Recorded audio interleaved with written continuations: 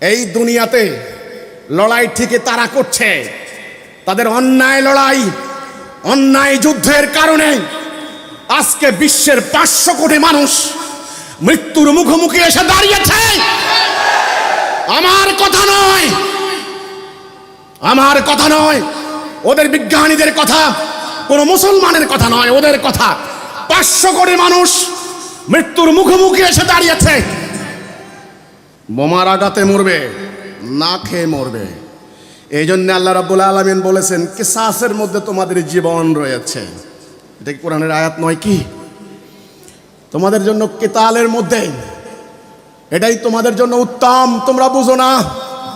কুতিবা আলাইকুমুল কিতালা হুয়া কুরহুল লাকুম, কিতাল করো তোমাদের জন্য উত্তম, তোমরা বুঝো না। কিসাস, এই বিধান কার্যকরী করো, এটা তোমাদের জন্য প্রাণ রয়েছে। আমাদের জনগণ কিসাস জানে না কেন?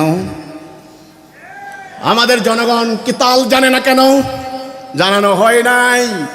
জনগণ জানে রোজা রাখতে হবে, রোজা ফরজ। আরে বাকি ফরজ কে করেছেন? আল্লাহ।